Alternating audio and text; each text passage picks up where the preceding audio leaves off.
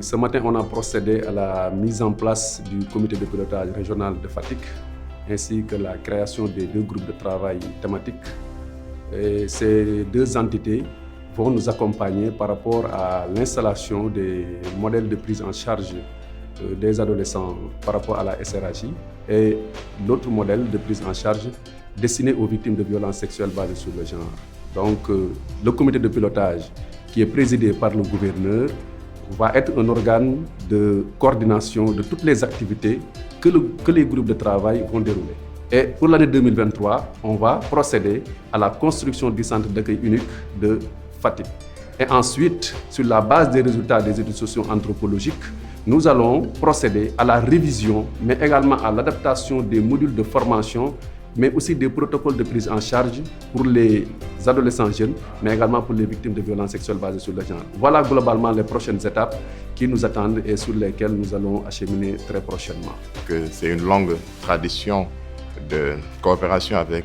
la Belgique qui nous a permis aujourd'hui de tenir cette activité qui va tout simplement dans le sens d'inviter les différents acteurs à s'impliquer pour la mise en place de ces groupes de travail-là, allant dans le sens de la prise en charge des ados, et notamment dans le sens de la santé et de la reproduction. Et il s'agit aussi de mettre l'accent sur un certain nombre d'aspects, notamment la mortalité maternelle, et aussi parler de tout ce qui gravite autour de ces aspects-là. Voilà, pour la suite, il s'agira tout simplement de mettre en place ce cadre-là à travers la prise d'un arrêté, portant mise en place de ces groupes de travail-là.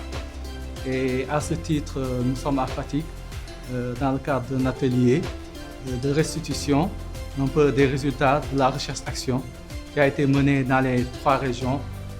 du Sine Saloum, Fatick, Kaolack et Kaffrine, sur la santé de la reproduction des adolescents et des jeunes, et également dans le cadre un peu de la mise en place des groupes de travail thématiques, les GTM.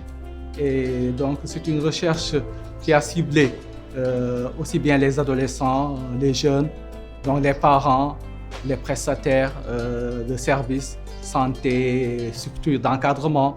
mais qui a ciblé également les parents, les leaders communautaires et les leaders religieux, pour mieux comprendre la problématique de la santé de la reproduction. Qui dit action pense à ce qui doit suivre après cette étude. Et à l'issue de cette étude, ce que nous cherchons, c'est améliorer la prise en charge, faire en sorte que tous les acteurs se réunissent, que tous les acteurs travaillent ensemble pour une prise en charge holistique de cette victime, que la prise en charge soit centrée sur l'intérêt de cette victime, qui doit bénéficier du paquet de services holistiques, qu'il s'agisse de prise en charge médicale, de prise en charge psychologique, juridico-judiciaire, mais d'accompagnement socio-économique pour sa réinsertion au sein de sa famille, au sein de sa communauté. Et ceci, nous pouvons l'avoir grâce à la mise en place du centre d'accueil unique qui sera installé dans chaque région de l'intervention de ENABEL pour réunir tous ces acteurs et améliorer la prise en charge de ces victimes en